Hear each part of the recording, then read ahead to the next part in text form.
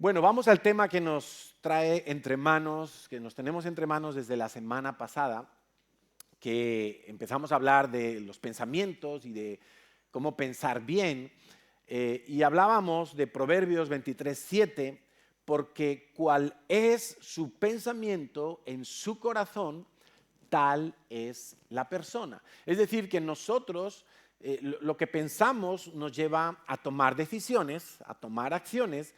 Lo que yo pienso entonces acaba definiendo mi vida.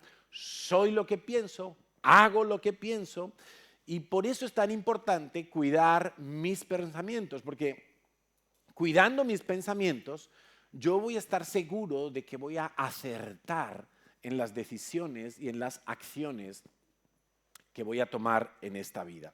Hablábamos de la parábola del sembrador en Mateo capítulo 13, versículo 18, y veíamos allí que pues, el sembrador es el que predica el evangelio. Por cierto que hoy leí algo muy interesante y viene un poco, Natalia decía que ella ora por Israel y le pide a Dios también salvación para su familia.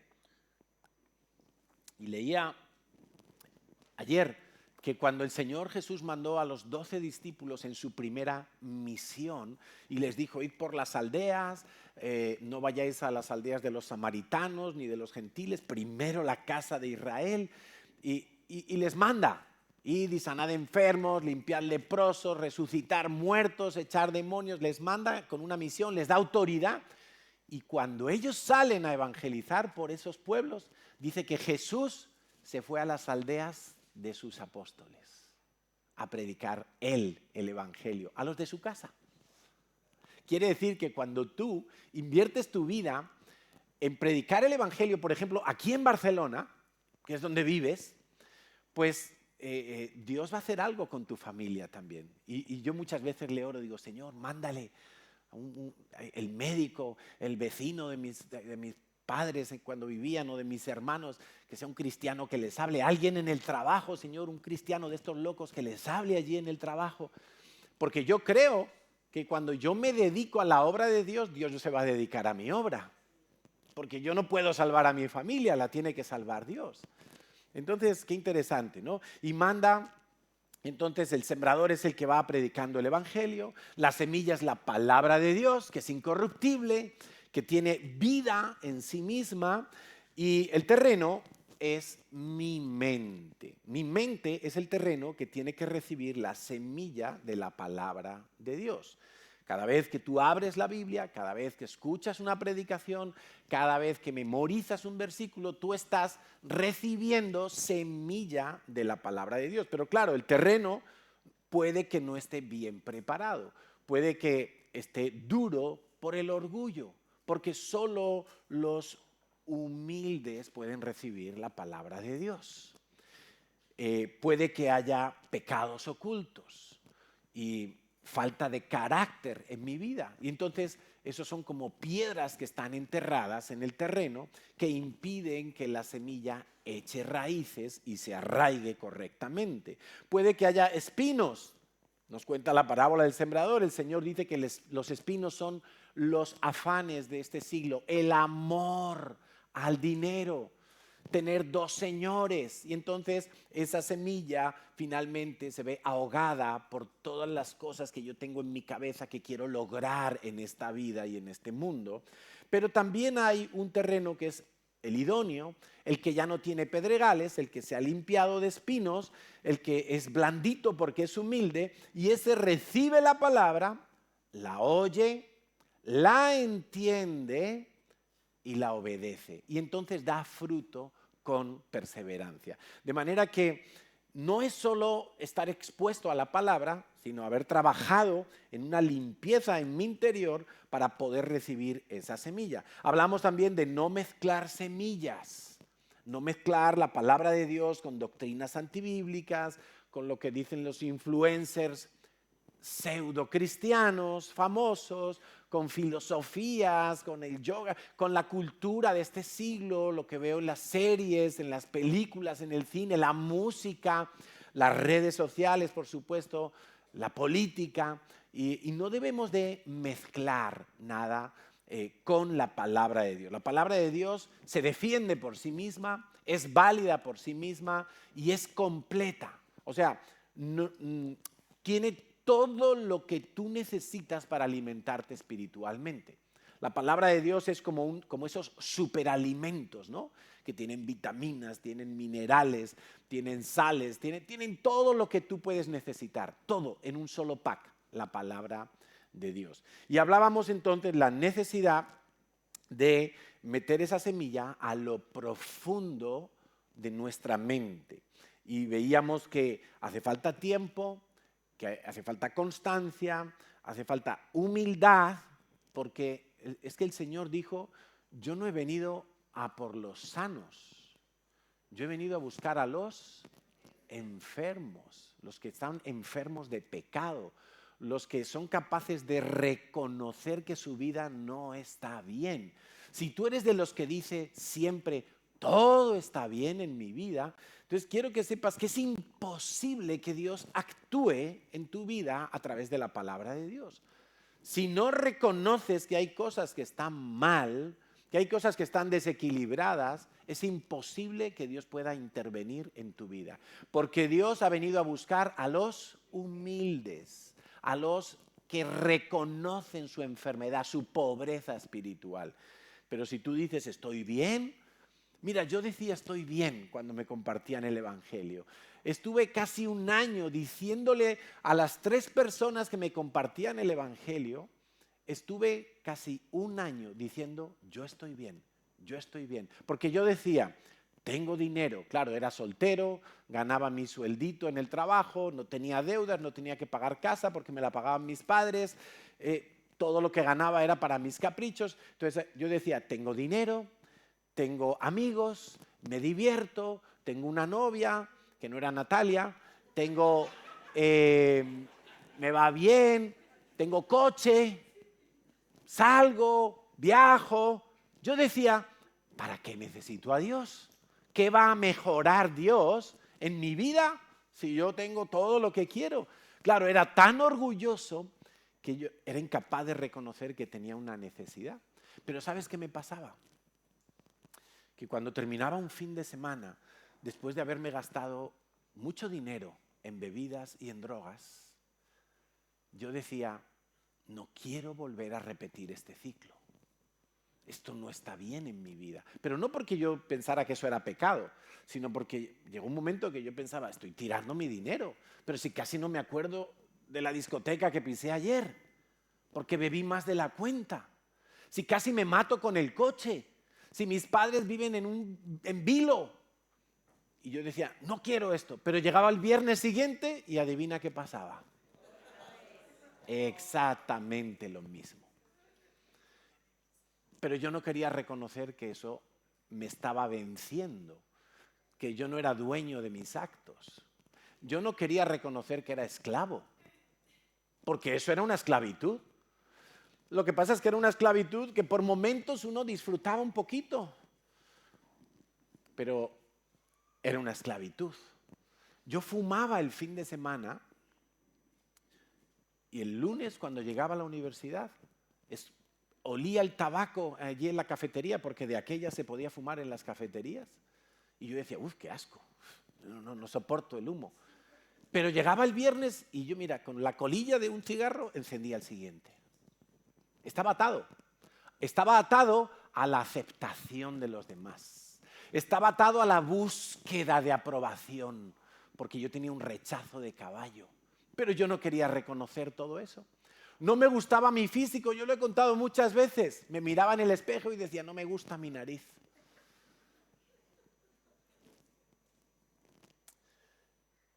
Y era esclavo y no lo quería reconocer. En el momento en el que me humillé y dije, Señor, muéstrame cuánto te necesito. Te necesito. Y yo no sabía ni lo que estaba diciendo, pero en ese momento Dios comenzó a actuar en mi vida. En ese mismo momento Dios comenzó a actuar en mi vida.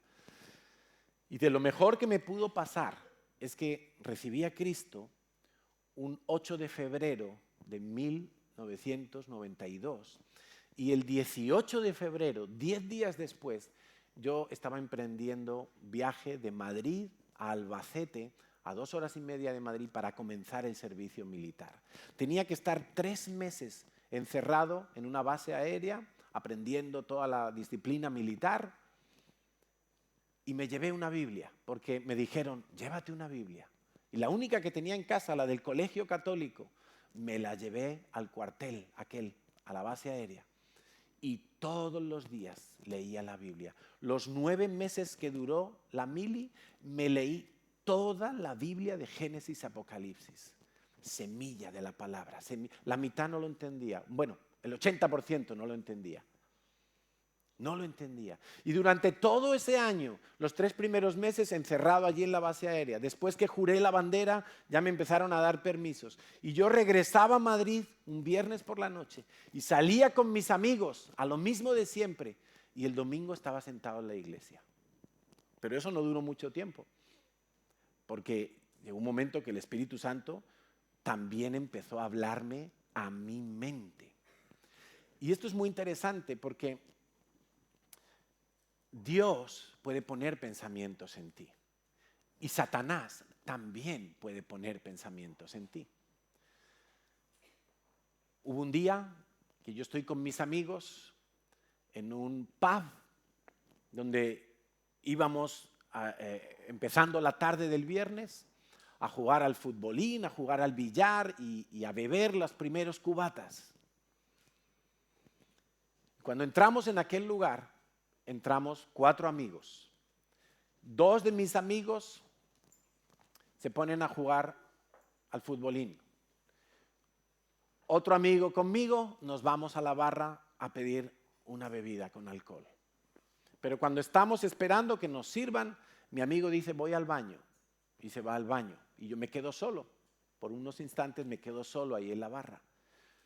Y oigo una voz claramente aquí dentro. ¿Qué haces en este lugar? Este no es mi lugar.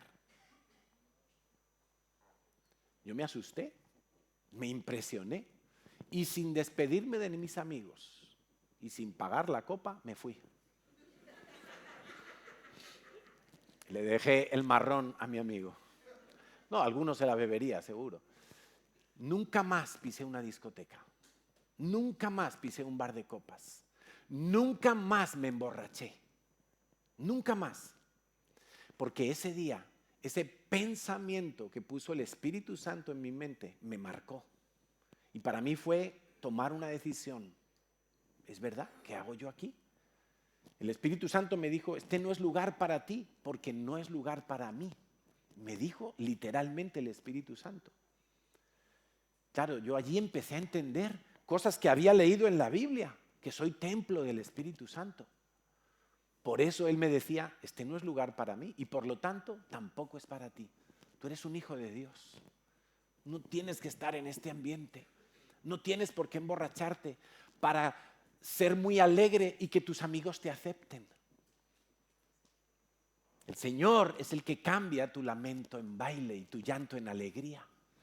Entonces empezó una revolución mental, una renovación completa que hasta el día de hoy perdura, donde voy quitando basura y voy dejando que la palabra de Dios, la verdad, ocupe el lugar preeminente. De manera que son los pensamientos de Dios, la verdad de Dios, la que me ayuda a tomar las mejores decisiones. Y veíamos que para profundizar esa semilla, yo tengo, entre otras cosas, que meditar en la palabra de Dios. Tengo que pasar un tiempo haciendo una digestión espiritual de lo que leo en la Biblia. No es leer superficialmente como cuando cojo el mundo deportivo, ¿no? Y el Marca. Y dices, mira, pum, pum, pum, pum. No, uno tiene que meterse, uno tiene que escudriñar, uno tiene que estudiar, memorizar. Y entonces la semilla de la palabra de Dios va a lo profundo, allí comienza a echar raíces, comienza a enraizarse en todo mi sistema de pensamiento y de valores, y eso indudablemente va a dar un buen fruto. No hay otra manera. no es hacer muchos cursos, no, es pasar tiempo en la palabra de Dios. Si tú no pasas tiempo en la palabra de Dios, difícilmente vas a renovar tu mente, difícilmente vas a ganar batallas. Porque el tema de hoy, continuando con la semana pasada, es las batallas de la mente. Terminábamos la semana pasada diciendo que tenemos a veces algunas dificultades en nuestra mente. Yo cuento esto y pareciera como que es coser y cantar. No, esto es una disciplina. Renovar la mente es una disciplina y no siempre es coser y cantar, no siempre es fácil, a veces cuesta y a veces parece que uno va perdiendo la batalla. Por eso hay que perseverar, por eso hay que insistir y por eso hay que creer y vivir por fe, no por lo que yo puedo sentir en un momento dado. El primer problema que encuentra el hombre para renovar su mente es precisamente rechazar a Dios. Y yo quiero invitarte a pensar en esta mañana, ¿qué piensas tú de Dios? Hay gente que piensa que Dios no existe, hay gente que piensa que Dios es cruel, que Dios es un tirano, que Dios es un dictador, que Dios está lejano, que Dios no oye a todos por igual. Hay una cantidad de variables que nos llevan a pensar cosas de Dios. Yo quiero que tú pienses en este momento, ¿cuál es tu pensamiento acerca de Dios? Dios es un cuento, Dios no existe. Dios es grande, pero no es todopoderoso. Dios a veces se descuida y llega tarde. Dios no responde todas las oraciones. No sé, ¿qué piensas de Dios? ¿Qué piensas de la palabra de Dios? Porque el primer fracaso del hombre es rechazar a Dios y rechazar la verdad de Dios. Allí empieza la cuesta abajo del hombre, la vida de degradación del ser humano. Romanos 1:28 lo describe con una riqueza impresionante. Dice Romanos 1:28, y como ellos, la raza humana en general, no aprobaron tener en cuenta a Dios, Dios los entregó a una mente reprobada. Una mente, es como decir, Dios soltó a los hombres a que se encapricharan de todo lo que quisieran y vivieran antojadizamente en su vida y que ellos mismos cosechen esos resultados de su mente loca, de su mente reprobada, de su mente que no inventa cosas buenas, sino cosas malas.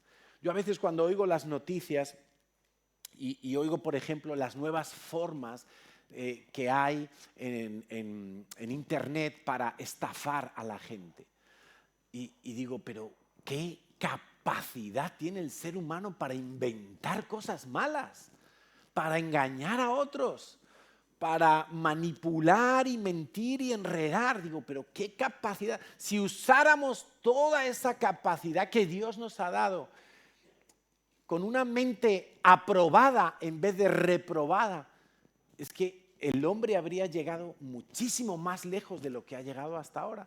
Y mira que a veces nos asombramos de lo lejos que ha llegado el hombre, ¿verdad? En descubrimientos científicos, en avances tecnológicos y en tantas cosas. Y decimos, ¡guau! ¿Cómo ha cambiado la vida en 100 años? Apenas en 100 años. ¿Cómo ha cambiado la vida? Pero, ¿dónde estaríamos si nuestra mente, hoy por hoy, no fuera una mente reprobada, sino aprobada por Dios, una mente alineada con las cosas de Dios? Entonces dice, Dios los entregó a una mente reprobada para hacer cosas que no convienen, estando atestados de injusticia, fornicación, perversidad. Esto es una descripción de la sociedad. Avaricia, maldad, llenos de envidia, homicidios, contiendas, engaños, malignidades, murmuradores, detractores, aborrecedores de Dios, injuriosos, soberbios, altivos, inventores de males, desobedientes a los padres. ¿Tú sabes por qué? Antes de que venga el Señor por segunda vez, que Natalia estaba orando por eso, tiene que venir de nuevo uno como Juan el Bautista, uno como Elías. Dice el profeta Joel que hará volver el corazón de los padres a los hijos y de los hijos a los padres. Y es que hoy en día Es la mayor brecha de toda la historia en las familias. Por eso, dice, desobedientes a los padres, eso es la moda hoy en día. Jóvenes que vivís bajo el techo de vuestros padres, aunque seáis mayores de edad, aunque tengáis más de 18 años, que supuestamente la ley de los hombres os permite hacer lo que os dé la gana, pero también pagar las consecuencias, También pagar las consecuencias. Y yo personalmente sería partidario de bajar la ley penal a los 16 años, porque a los 16 años, hoy en día, tal y como están las cosas, hay muchos que abusan de hacer el mal porque saben que no pueden ir a la cárcel. Y las bandas mafiosas y criminales usan jóvenes de 16 años que sí saben lo que están haciendo, pero no pueden ir a la cárcel, como mucho pueden ir a un correccional. Pero jóvenes que vivís en casa de vuestros padres, recuerda esto, por favor, toda la vida. Hasta que tú salgas de la casa de tus padres, tú tienes que obedecer a tus padres. No, pero yo ya tengo mi nómina, yo ya soy independiente. No eres independiente. Eso es un engaño, eso es una mentira que te has creído, que te han metido por la sociedad en la que vivimos. Yo tengo derecho, No. Mientras vivas en casa de tus padres, y padres tenerlo claro también, vosotros en casa sois los que ponéis las normas. Vosotros en casa sois los que decís quién entra y quién no entra. A qué hora se llega y a qué hora se sale. A qué hora se come y a qué hora se duerme. Vosotros. Y si no lo hacéis, estáis haciendo negligentemente. Estáis haciendo mal. Y los hijos, el único derecho que tienen es obedecer. Ese es el único derecho que tienen. ¿De acuerdo? Alguno puede decir, no, esto es que, claro, si esto lo dicen en la calle, es que no estamos en la calle. La calle no quiere oír estas cosas. Estamos en la iglesia del Señor, ¿no? Bueno, este es el modelo de Dios. Los hijos obedecen a los padres. Punto pelota, decíamos cuando yo era niño. No hay más que hablar. No hay matices. Los hijos obedecen a los padres. Y los padres tienen que esperar la obediencia de los hijos. Porque es que hay padres que se ponen a negociar, se rebajan como si fueran colegas de sus hijos. No, ¿qué colegas ni qué colegas? Estás perdiéndote como padre. Tú eres padre, tú eres la autoridad. ¿Qué dijo Josué? Yo y mi casa. ¿Tú te imaginas a Josué? A ver, ven, Pedrito, 15 años. ¿Tú quieres servir a Dios? Porque si tú no quieres, bueno, pues no pasa nada. Yo voy y sirvo a Dios y tú te quedas aquí viendo Netflix. No. El padre de familia dijo, yo y mi casa, quieran o no quieran. ¿Qué ha pasado aquí? Se ha caído. Yo y mi casa serviremos al Señor. Claro, porque es la cabeza. Versículo 31, porque es que me enervo con estas cosas. Hombres necios, desleales, sin afecto natural, implacables, sin misericordia, quienes habiendo entendido el juicio de Dios, que los que practican tales cosas son dignos de muerte, no solo las hacen, sino que también se complacen con los que las practican. Increíble. Eso es lo que estamos viendo en la sociedad. El hombre rechazó a Dios. El hombre rechazó las leyes de Dios. Aún entre los cristianos a veces dicen, no, ahora vivimos en la gracia, ya no hay que obedecer la ley. Pues quiero que sepas que eso es una mentira. La ley de Dios no ha caducado. La ley de Dios sigue vigente. Cristo la cumplió para que tú no tengas que morir cuando no la cumples. Pero sigue existiendo, no robarás, no mentirás, no codiciarás la mujer de tu prójimo. Sigue existiendo todos los mandamientos, todos absolutamente, que se resumen en dos: amarás a Dios y amarás al prójimo. La gracia es para la salvación, no para vivir haciendo lo que me da la gana. Efesios 4:17, a este respecto, ¿qué nos dice el apóstol aquí? Esto pues digo y requiero en el Señor. Esto es un mandamiento. Que ya no andéis como los otros gentiles que andan en la vanidad de su mente. O sea, esto es lo que podríamos traducir literalmente como arrepentimiento. Arrepiéntete, piensa diferente.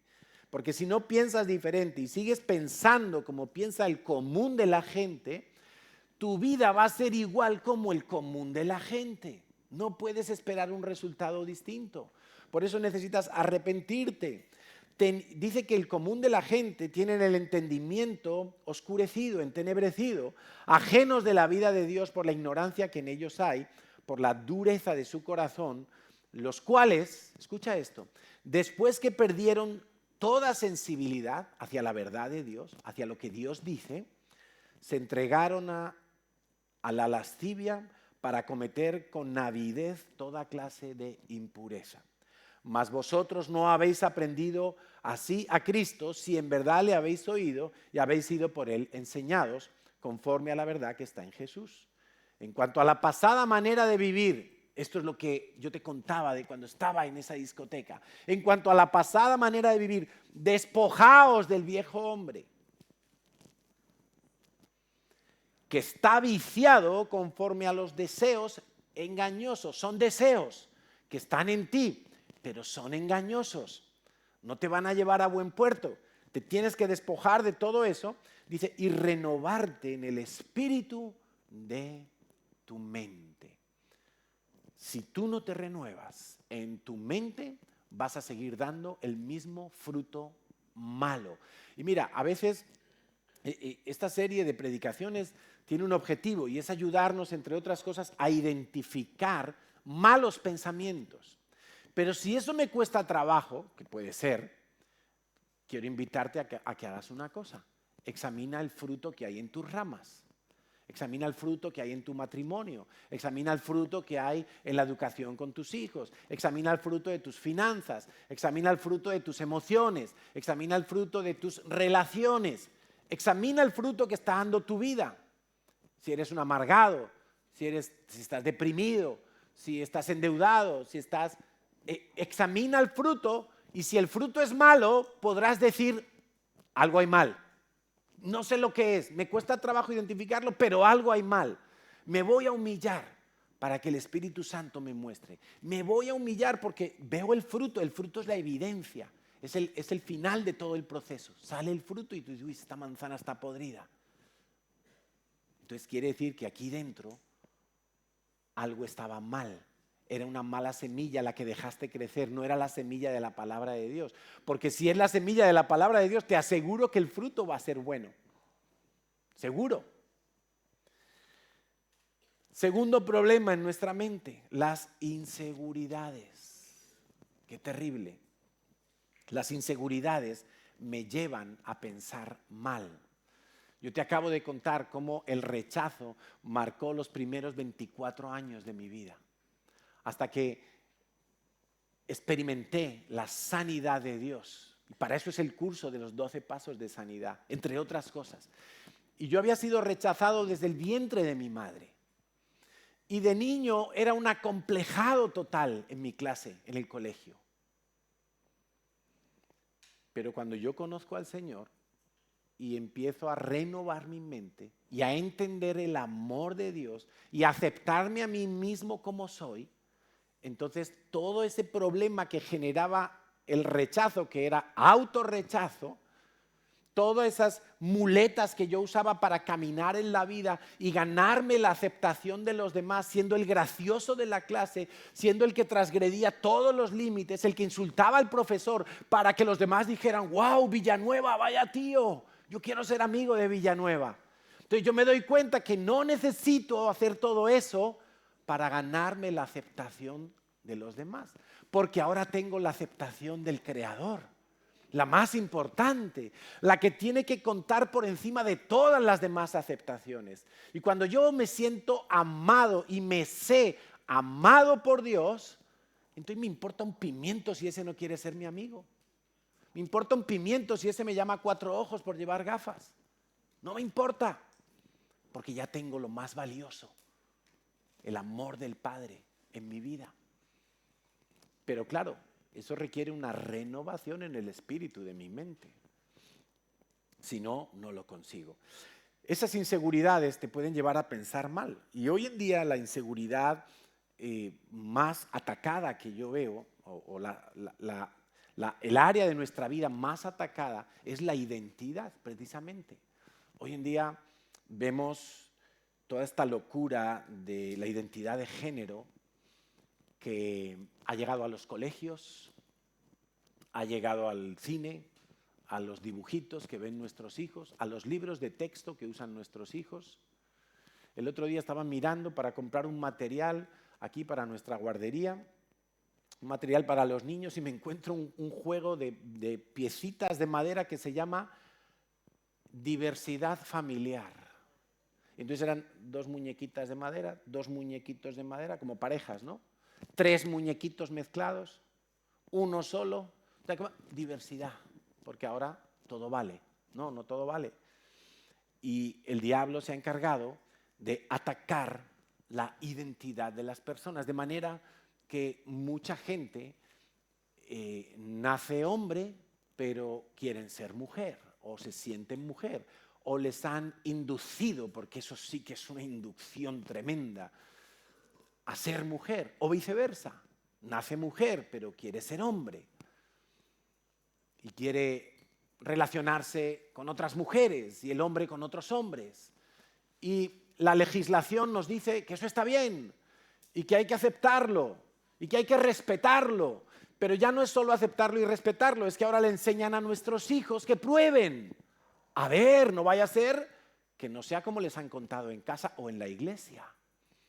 Y entonces vemos niños de 5 años, de 7 años, niños varones que dicen, yo quiero ser niña, yo quiero ser una niña. O vemos niñas que dicen, yo quiero ser un chico. Y los padres, como la sociedad, la mente entenebrecida y reprobada de esta generación, les han dicho que tienen que apoyar a sus hijos en esas iniciativas, pues llegan los padres y dicen, pues venga, hijo mío, te voy a comprar una faldita escocesa, a ver qué tal te queda. Y a la niña le vamos a cortar el pelito por aquí para que parezca un chico. Y a ver si así es más feliz mi hijo, porque claro, yo por mi hijo quiero lo mejor para mi hijo. ¿Qué padre no quiere lo mejor para su hijo? ¿Verdad? Pero lo que conseguimos es una locura tremenda, una locura absoluta. Y hoy en día los centros hospitalarios dedicados a la salud mental están llenos de personas con este conflicto. Crisis de identidad sexual, biológica, vamos a decir, no de género. Crisis total, gente que no sabe ni quién es, gente que cree que son animales o que son árboles. Entonces, mira que en verdad esto está hoy en día floreciendo en nuestra sociedad, pero no es nuevo. Jesús, cuando fue tentado en el desierto, fue tentado por Satanás, literalmente atacando su identidad. Quiero leértelo, mira, Mateo capítulo 4, si no recuerdo mal. Cuando Jesús es llevado al desierto por el Espíritu Santo para ser tentado, él necesitaba pasar la prueba de la tentación y salir vencedor. Primero, ¿qué le dice el diablo cuando se acerca a él? Jesús lleva 40 días de ayuno en ese momento, 40 días de ayuno. Le dice, si eres hijo de Dios, di a estas piedras que se conviertan en pan. Si eres hijo de... ¿Tú eres hijo de Dios? A ver, demuéstramelo, ¿no? Como si eres hijo de Dios. Siguiente tentación, versículo 5. Le llevó a lo alto del templo de Jerusalén, versículo 6. Si eres hijo de Dios, échate que los ángeles te van a recoger, dice Dios. Si eres hijo de Dios. Como diciendo, a ver, demuéstrame, ¿tú eres hijo de Dios? ¿Será que eres hijo de Dios? ¿O eres el hijo de un carpintero de Nazaret? ¿Tú eres el hijo de Dios o eres un farsante? ¿Tú eres el hijo de Dios y Dios te va a oír en tu súplica o no te va a oír? Le quiso hacer dudar a Jesús en su identidad. Pero no solo en su identidad, le quiso arrastrar también con la fama, ¿no? Dice, si me adoras, siguiente tentación, Todo esto te daré, le mostró los reinos del mundo y la gloria de ellos. Si tú me adoras, todo esto te daré.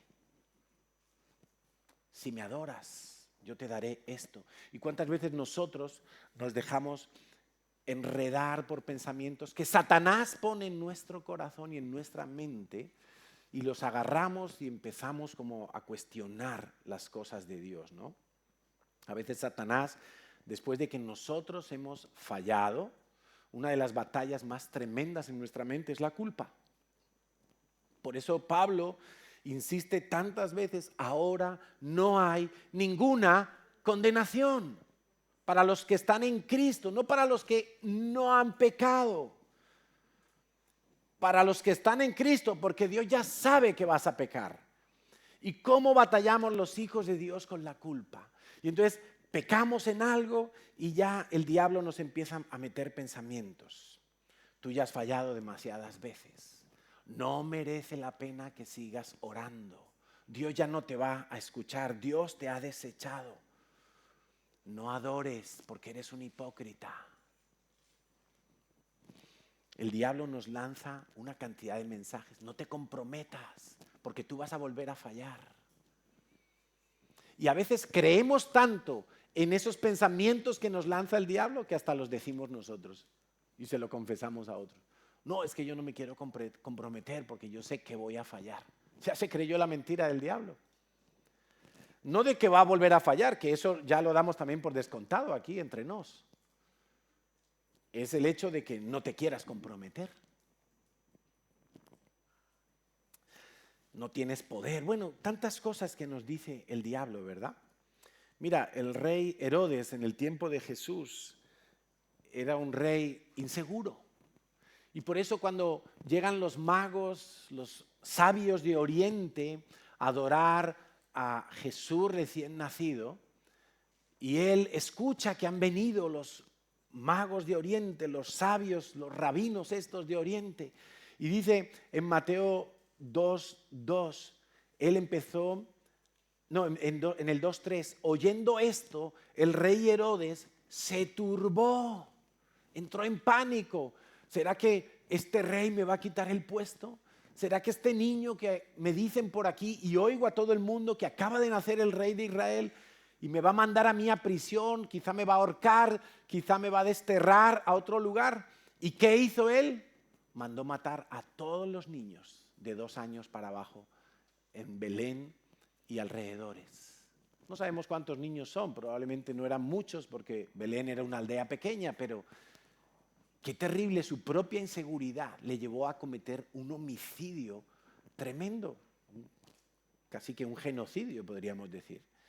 Ahora, nosotros mismos podemos fracasar por nuestras inseguridades en pensamientos como estos que te digo aquí. Yo no puedo orar, no soy capaz de orar, yo no puedo evangelizar. Hay gente que dice, no, yo soy incapaz de evangelizar, yo no puedo hablarle a nadie, no sé qué decir, no tengo palabras. Hay gente que va, lo ponen en la célula a orar y dice, no, yo no sé orar. No, que ore otro, que yo no sé orar. Y el diablo le ha puesto esa semilla de que no sabe orar, de que no sabe qué decir. No podré terminar mis estudios, mi carrera. A veces fracasamos en pensamientos como, ¿y si Dios me da una chica que no me gusta y me tengo que casar obligatoriamente con ella? O una chica piensa, ¿y si me da un chico feo? Y la gente a veces piensa de esa manera. Yo he tenido conversaciones con jóvenes que me dicen, ay, pero entonces, si la que Dios tiene para mí a mí no me gusta, y entonces ¿Dios es bobo o qué? Es que Dios no se entera. Pero a veces esos pensamientos están allí. A veces esos pensamientos están allí y me llevan a ser un indeciso y un fracasado. Mi familia es mejor que otras, mi país es mejor que otros, mi cultura es mejor que otros. Pensamientos como yo merezco más que aquel. Pensamientos como no voy a poder terminar el Conéctate, no voy a poder terminar el curso de sanidades, me siento revuelto, siento que muchas cosas se están removiendo allí dentro. Pensamientos como nunca voy a poder pagar mis deudas, siempre voy a vivir endeudado. Pensamientos como no puedo perdonar, me duele demasiado lo que me hizo esa persona. Esos pensamientos los ha puesto el diablo, no son de Dios. Y muchas veces hemos dejado que echen raíces y que den un fruto malo, amargura, resentimiento, odio, venganza. Pensamientos como no puedo dejar este pecado, es imposible, no lo puedo dejar. Pensamientos como tengo derecho a defenderme, tengo derecho a reclamar. Pensamientos como en la iglesia se quieren meter en mi vida. Pensamientos como los pastores roban. Todos los hombres son violentos y adúlteros. Eso es lo que están diciendo hoy en la política. Todos los hombres son potencialmente violadores y maltratadores. Pero los hombres muchas veces piensan, todas las mujeres son unas brujas manipuladoras. Y hay pensamientos de ese tipo que están allí. Y cuando alguien quiere encontrar una pareja y el hombre se acerca, pero dice, no, está seguro que es una bruja. Está seguro que me va a despeluchar. Y hay pensamientos que les hemos dejado echar raíces y nos llevan a fracasar. Necesitamos renovar. Tercer problema que yo veo en nuestras mentes, la mente dividida. La Biblia lo llama el doble ánimo. Santiago 1:8 dice, el hombre, la persona de doble ánimo, es inconstante en todos sus caminos. Gente que le cuesta mucho tomar una decisión y una vez que medio toma la decisión es incapaz de mantenerla 24 horas, porque al día siguiente ya cambió la decisión. La palabra esquizofrenia, sin querer meternos en el terreno de la psicología profesional, pero nosotros aprendimos hace muchos años que la esquizofrenia es precisamente, no tal como la evalúan los psicólogos y los psiquiatras hoy en día, pero la esquizofrenia literalmente en griego significa mente dividida. Mente dividida, dos pensamientos. Por eso Jesús dijo, nadie puede tener dos señores. No puede, es imposible. No hemos sido diseñados para vivir de esa manera. Por eso el diablo va a querer dividir nuestra mente. Y cuando nuestra mente está dividida, yo soy una persona inconstante en todos mis caminos. Les pasa a muchos cristianos que creen, en un momento creen, pero luego tienen otros pensamientos y cambian su parecer y ya no creen. Gente que comienza a diezmar, pero luego lo deja. Gente que comienza y dice, mañana voy a empezar a leer la Biblia, pero se desaniman, enseguida se desaniman. Gente que se inscribe en un curso, pero al tercer día ya no vienen porque se desanimaron. Gente que empieza a servir, pero son inconstantes. Gente que empieza cosas y no las termina. De cualquier índole, estudios, el gimnasio, lo que sea, y no lo terminan porque son inconstantes. Yo he visto en mis propias carnes gente que viene a pedir ayuda, gente que viene a pedir consejo y se van con el consejo convencidos de hacer lo que se les ha instruido, pero mañana cambiaron de opinión. Gente que empieza a leer la Biblia, pero mañana deja la Biblia en el cajón. Y ahí surge lo que hoy en día se llama procrastinar. Es que, bueno, mañana lo haré. Mañana lo haré. Y es un bucle infinito. Nunca lo hacen. Nunca terminan.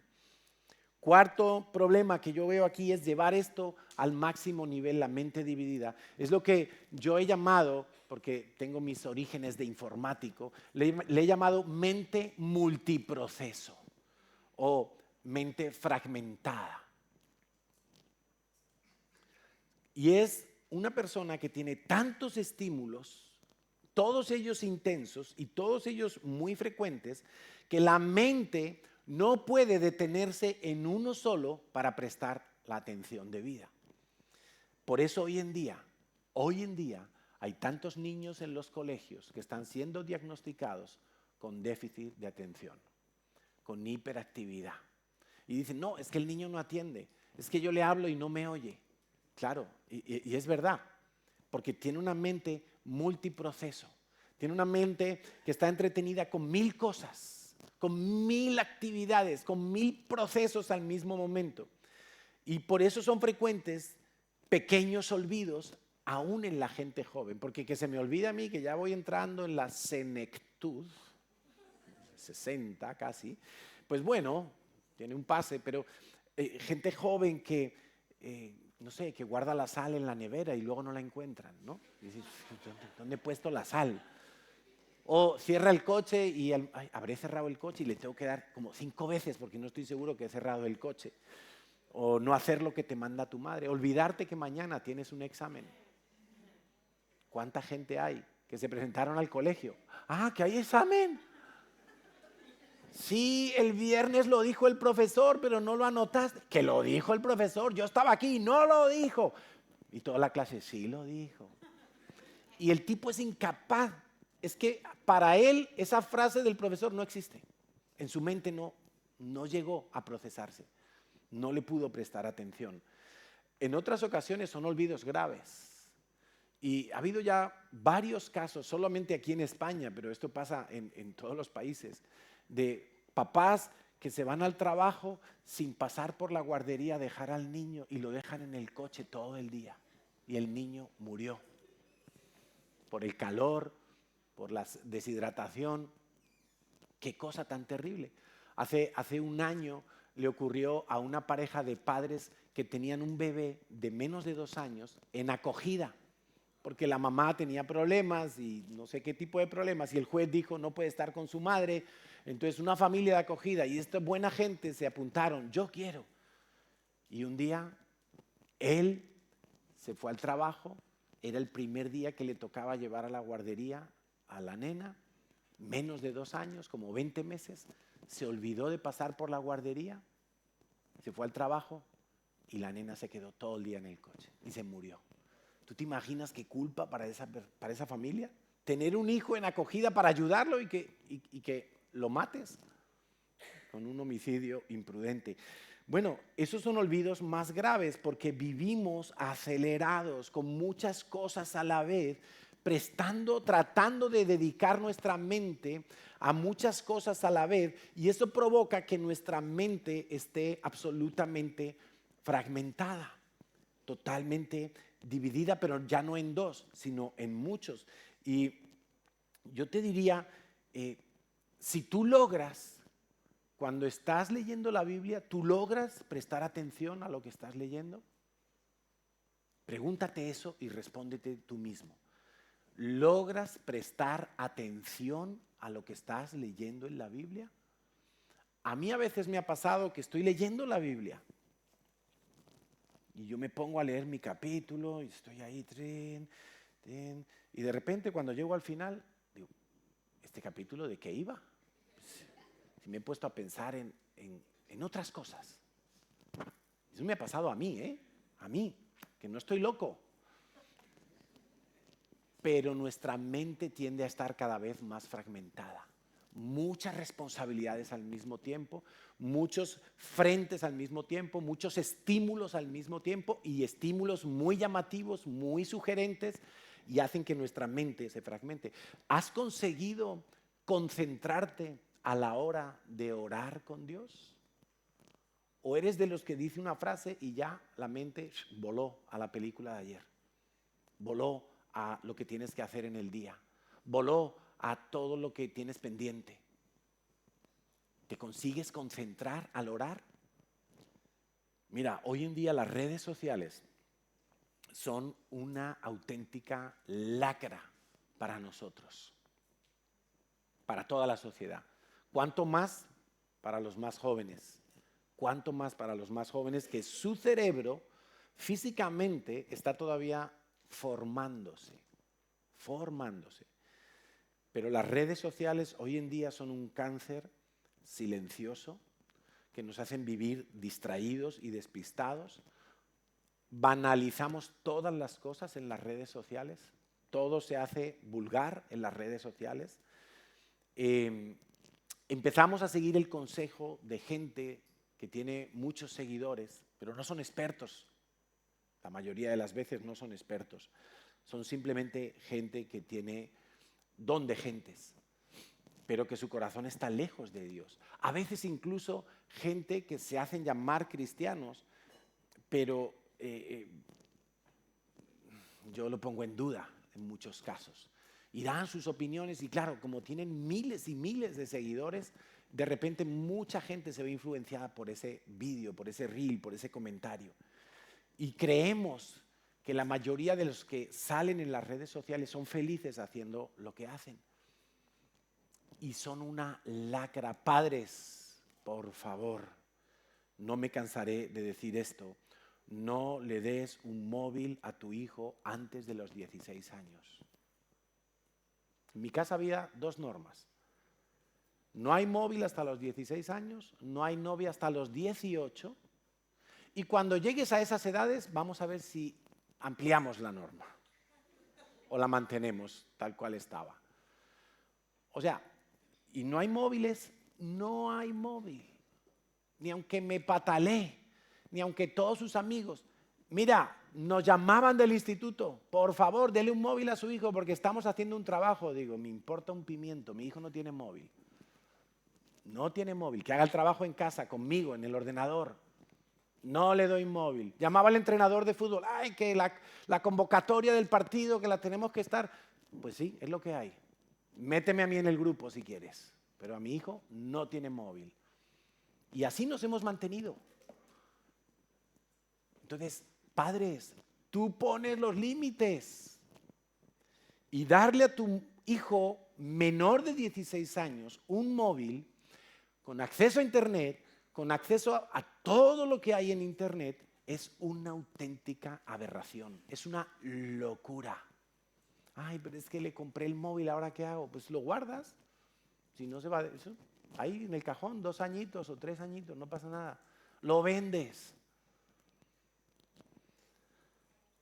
Y con el añadido que muchas veces nuestros hijos tienen mejor móvil que los padres.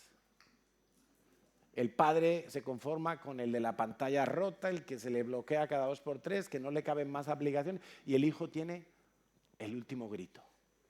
El hijo, que no es más que un consumidor todavía en casa, porque no gana dinero, solo consume, normal, todos hemos sido hijos.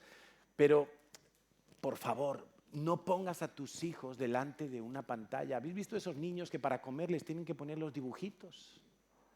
El móvil, la tablet, el ordenador, la televisión. No le pongas la televisión a tus hijos mientras están comiendo. ¿Por qué? Porque entonces su mente está entretenida en el dibujito, que suele ser muy atractivo, y ni siquiera se entera de lo que está comiendo. Y él necesita, como niño pequeño, necesita experimentar con los alimentos, no tragar como un cerdo, sin más. No, necesita tocar la comida, ver los colores, oler la comida, masticarla, ver cuánta cantidad está comiendo. ¿Sabes que se come más cuando estás viendo tele que si no ves tele? Porque viendo tele estás un poco anestesiado, entonces te metes 3 donuts en vez de 1. Claro, es que es así, es normal. Cuando vas al supermercado o a la tienda, cuando vas a Druni a comprar un perfume y la música, tumba, bum, bum. Y al final te compras el perfume, el pinta uñas, el lápiz de no sé qué y el champú de no sé cuántos. Porque la música es un estímulo para tu mente y te impide ver que estás gastando más de lo que tú querías. Es que no es ninguna tontería. No es ninguna tontería. Pero a veces no lo creemos, que nuestra mente está más fragmentada de lo que parece. Por eso es importante cuando vayas a orar, quita todo. Si es que lo dijo el Señor hace 2000 años. Entra en tu cuarto, cierra la puerta. Es decir, apaga la tele, apaga la radio, deja el móvil en la otra habitación. Quita todo de tu mente, cierra la puerta de tu mente para solo con Dios. Solo con Dios. Orar y leer la Biblia solo con Dios. No, voy a coger el móvil porque así busco palabras en griego. Mentira, vas a acabar viendo redes. Y te sales de la oración. No vas a orar. Yo he caído en esa trampa muchas veces. ¿Cuál es tu primer pensamiento? Y con esto vamos a terminar. ¿Cuál es tu primer pensamiento? Porque siempre que haces algo, sea bueno o sea malo, todo comienza con un primer pensamiento. Ese primer pensamiento es el que detona, es el que inicia la carrera de tu acción final, del fruto que va a ser dado a luz. Entonces, los pecados siempre comienzan con un pensamiento. Y quiero llevarte a mirar la historia de David con Betsabé. Segundo libro de Samuel, capítulo 11. Aconteció al año siguiente, en el tiempo que salen los reyes a la guerra, que David envió a Joab, su general, y con él a sus siervos y a todo Israel, y destruyeron a los amonitas y sitiaron a Rabá, pero David se quedó en Jerusalén. David era rey y acaba de comenzar diciendo, en el tiempo en el que los reyes salen a la guerra, David se quedó en Jerusalén. ¿Qué pensaría David? Mira, no nos lo dice la Biblia. Pudo pensar, Joab, pues es un buen general, yo ya le he enseñado las estrategias de la batalla, él puede ir solo. Pudo pensar David, ya he estado en muchas batallas, ahora me toca descansar, me lo merezco, como el anuncio del Corte Inglés. Pudo pensar muchas cosas David, pero lo que pensó le llevó a no asumir su responsabilidad de rey. Tenía que ir a la guerra porque los reyes eran los primeros que se ponían al frente en las guerras. Eran los que inspiraban a su ejército, eran los que daban el ejemplo y aliento a sus generales y a sus soldados. Si el rey no iba, era como, ¿y vamos a ir nosotros sin nuestro rey? Pues David algo pensó y se quedó en casa. Yo he comprobado que en España la ley dice que cuando un matrimonio tiene un hijo, le dan 6 meses de permiso a la mamá recién parida, pero también al papá que no ha parido. 6 meses sin ir a trabajar.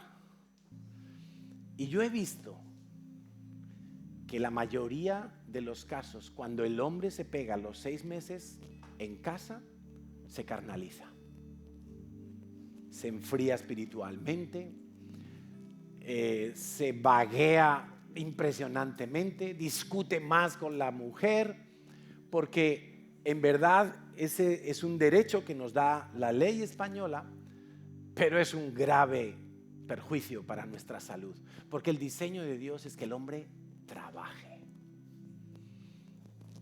que el hombre trabaje. O sea, eso de la igualdad entre el hombre y la mujer, eso es una patraña, por favor. Los primeros meses de vida, el bebé depende fundamentalmente, no digo exclusivamente, pero fundamentalmente de su mamá, de que su mamá le dé el pecho, que lo tenga dándole el pecho y el bebé esté escuchando el latido del corazón de la madre, que por la leche materna le dé todas las defensas que necesita y todo el alimento, si es que es el diseño de Dios. Pero hoy en día, no, pues la mujer se saca la leche, la guarda en la nevera y que por la madrugada se la dé el marido. Pero es que no es lo mismo eso. Eso no es lo mismo que el diseño. Se parece, pero no es lo mismo. Ay, pero es la misma leche. Sí, pero no es lo mismo. Es que somos tan listos los hombres, ¿verdad? Somos tan inteligentes que lo hacemos mejor que Dios. Y pensamos que lo podemos hacer así y que no hay consecuencias. Pues el hombre tiene que ir a trabajar y tiene que cumplir con sus responsabilidades. Cuando el rey David dejó de cumplir su responsabilidad, se metió en el lío más tremendo de toda su vida. Adulterar y planificar un asesinato. Mentir y ocultarlo a todo el mundo. Pretendiendo que Dios no lo veía. Pero Dios lo veía todo. Y como Dios amaba a David, Dios le mandó un profeta a exhortarle, a corregirle. Y David tuvo que reconocer su pecado y tuvo que arrepentirse. Y yo me imagino que en ese arrepentimiento de David, lo que él llegó a pensar no fue tanto cómo acabé yo con la mujer de Urías, acostándome con la mujer de mi general, sino más bien, ¿por qué no fui a la guerra? ¿Por qué me quedé en casa? Si es que dice que al día siguiente, al caer la tarde, sucedió un día al caer la tarde que se levantó David de su lecho. Al caer la tarde, ¿qué estaba haciendo David? Durmiendo todo el día. O sea, él no fue a la guerra porque estaba con la pierna rota o porque, qué sé yo, le dolía la cabeza y dijo, no, yo no puedo pelear en estas condiciones, no puedo ser un combatiente. No, él no fue a la guerra porque no le dio la gana. Y se quedó durmiendo la siesta. Por la tarde se levanta, por la tarde, señores, que hay siestas que son pecado. Porque eso ya no es siesta, eso ya son 3 horas de siesta. Hombres vagos entran en el deslizadero fácil del pecado, de la ociosidad. Hombres que pasan más tiempo del necesario durmiendo sin ejercer responsabilidad, van a caer fácilmente en la pornografía, van a caer fácilmente en el juego online, van a caer fácilmente en muchas cosas. Porque un hombre necesita estar ocupado. Es el diseño de Dios. El rey David no solo no fue a la guerra, sino que por no estar haciendo lo que tenía que hacer, se puso a dormir más de la cuenta. Claro, el hombre se levanta, ve allí a Betsabé. Encima Betsabé era guapísima, era Miss Jerusalén. Miss Jerusalén 1000 antes de Cristo. O sea, era guapísima, lo que le faltaba al tipo. Pero el problema no era que era guapa. El problema no era que se estaba bañando a la ventana de David allá abajo en el río. El problema es que David no fue a la guerra. ¿Y por qué no fue a la guerra? Porque él pensó que tenía el derecho de no ir a la guerra. Y metió las patas hasta el fondo. Qué dolor para David todo lo que vino a continuación. Por un pensamiento se inició el pecado de David. Pero en el lado contrario encontramos que también los milagros arrancan con un pensamiento. Dice en Mateo 9:22. Y he aquí una mujer enferma de flujo de sangre desde hacía 12 años. Una mujer que estaba enferma, nos cuentan los otros evangelios, que había probado todos los curanderos, médicos, todo la crème de la crème de aquella época. Todos los tratamientos experimentales. Se fue y probó todo, hasta los brujos, la acupuntura. Probó de todo. Y nada le funcionó. Pero mira, se le acercó por detrás a Jesús y tocó el borde de su manto, de su talit, porque decía dentro de sí, ¿estás escuchando? Si tocare solamente su manto, seré salva, seré sana, se puede traducir también. O sea, ella ahí metiéndose entre la multitud, ella iba con un pensamiento. Si llego a tocar, solo con tocar el borde de su manto, no hace falta ni que me imponga las manos, no hace falta ni que me hable personalmente. Ella tenía la fe de que solo con tocar el borde de su manto, ella iba a ser sana. Tenía un pensamiento que enraizó, un pensamiento que creció, un pensamiento que lo llenó todo en su mente. Hubo un momento que ella no pensaba otra cosa. Tengo que tocar el borde de su manto y seré sana. Y tenía que traspasar multitudes. Ella llevaba marcas de ser una mujer con flujo de sangre, es decir, una mujer inmunda. En el mundo judío, ella no podía ni tocar un sacerdote ni nada. Y hombres que rodeaban a Jesús, que le apretaban, y ella con un pensamiento atravesó todas las dificultades. Pero un pensamiento la llevó a ver el milagro. Un pensamiento te puede llevar al fracaso y al pecado. Un pensamiento te puede llevar al milagro. Ananías y Zafira dejaron que Satanás pusiera una mentira en su corazón y que mintieran acerca de la heredad que habían vendido. Hechos capítulo 3. Y Pedro les dijo: ¿por qué has dejado que Satanás ponga esto en tu corazón? Un pensamiento.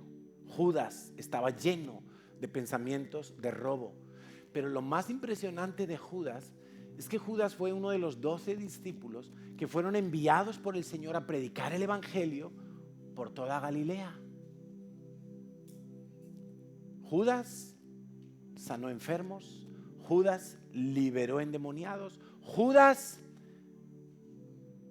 sanó leprosos, dio vista a los ciegos. Impresionante, porque la autoridad espiritual es dada por Dios. Pero como nunca quitó los pensamientos de robo, él acabó traicionando al Señor, porque nunca quitó esos pensamientos de allí. Él recibía la enseñanza de Jesús sin quitar los pensamientos, sin despojarse, sin renovar su viejo hombre. Y así no funciona. Eso es mezclar. Mira qué interesante este versículo y con esto vamos a terminar. Y quiero que entiendas cómo trabaja Dios en nuestra vida, porque muchas veces Dios va a poner en ti un pensamiento, en tu mente. Dios va a poner un pensamiento para librarte de un pecado. Dios va a poner un pensamiento para llevarte a un milagro. Dice 1 Corintios 10:13: no os ha sobrevenido ninguna tentación que no sea humana, pero fiel es Dios, que nunca os dejará ser tentados más de lo que podéis resistir. Grábate eso, por favor. Grábatelo. Nunca vas a ser tentado más allá de lo que puedes resistir. Esto lo dice Dios en su palabra. Sino que dará también, juntamente con la tentación, la salida. Y esa salida muchas veces es un pensamiento que Dios pone en ti. No la llames, no contestes, no reclames, no compres eso, no te metas a ese negocio. Aquí está la oportunidad. Este no es tu lugar, como me dijo a mí. Cuando tú estés en medio, a punto de meter las patas, presta atención, porque seguro que Dios te está hablando de alguna manera. Allí Dios te está hablando porque Él ha prometido dar la salida.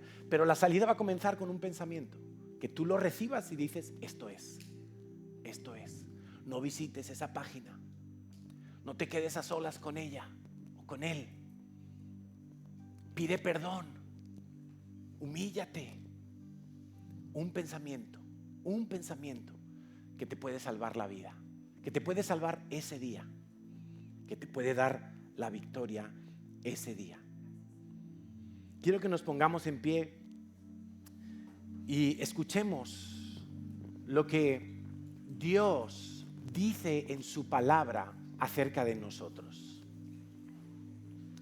Quiero que escuches esta cantidad de verdad que Dios dice acerca de tu vida. Escúchalo bien, por favor. Escúchalo bien. Todo esto está en la Biblia. No te voy a decir los versículos, porque no quiero alargarlo más. Pero escucha esto, por favor. Escúchalo. Porque tú eres lo que Dios dice que tú eres. Y si tú crees y recibes estas verdades de Dios y dejas que sean pensamientos que empiecen a influenciar todos tus pensamientos, entonces tú vas a vivir como Dios dice que vas a vivir.